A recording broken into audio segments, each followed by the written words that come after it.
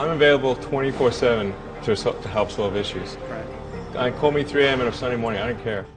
A cross-pollination of Thomas Edison and Tony Stark, Elon Musk. Were you a little naive when you thought I can easily build an electric car and a rocket?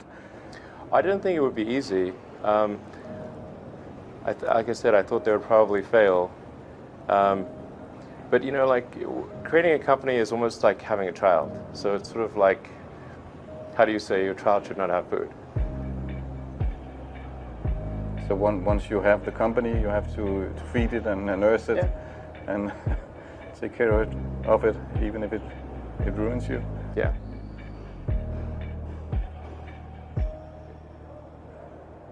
But suppose there were some tough times in 2008, end of 2008.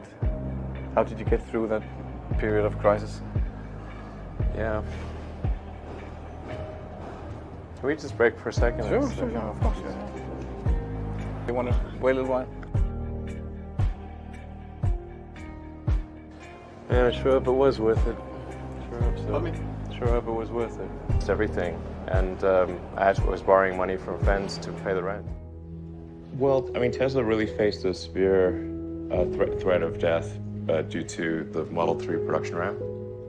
Essentially, the company was bleeding money like crazy, and just if we didn't solve these problems in a very short period of time, we would die. And it was extremely difficult to solve them. How close to death did you come? Within single-digit weeks. 22 hours a day, or like what? How many I hours? was working, so 7 days a week, sleeping in the factory. I worked in the paint shop, general assembly, body shop. Do you ever worry about yourself imploding? Like it's just too much? Absolutely. No one should put this many hours into work.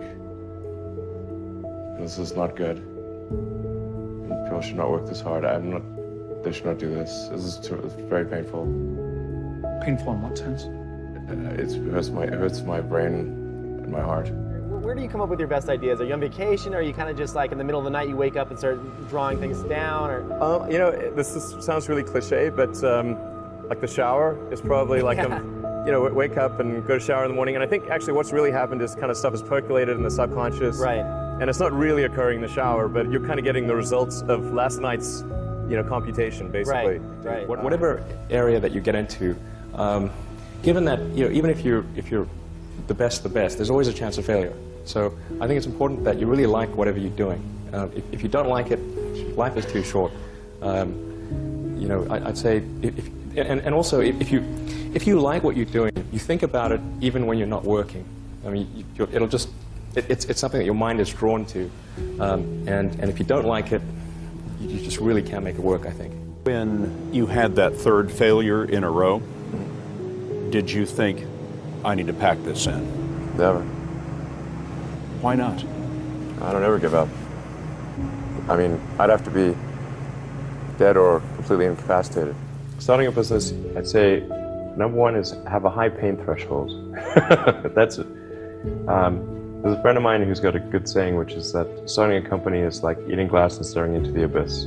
Okay, that's generally what happens, because when you first start a company, there's lots of optimism and things are great, and then so happiness at first is high. Then you encounter all sorts of issues, and happiness will steadily decline, and then you'll go through a whole world of hurt.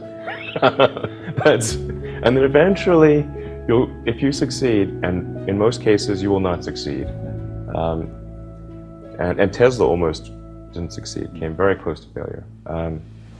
Then if you succeed, then after a long time you will finally get back to happiness. I think too is you've got to make sure that whatever you're doing is a great product or service. It has to be really great. And I go back to what I was saying earlier, where if you're a new company, I mean, unless it's like some new industry or new market if it's an untapped market, then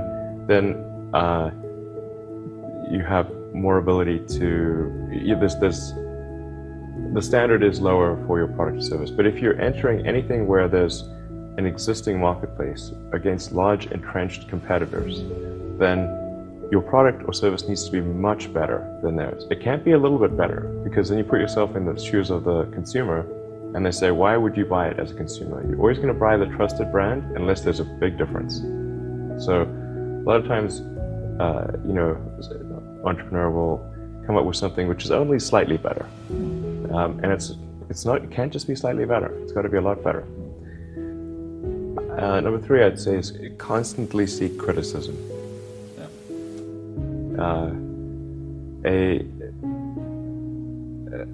A well thought out critique of whatever you're doing is as valuable as gold.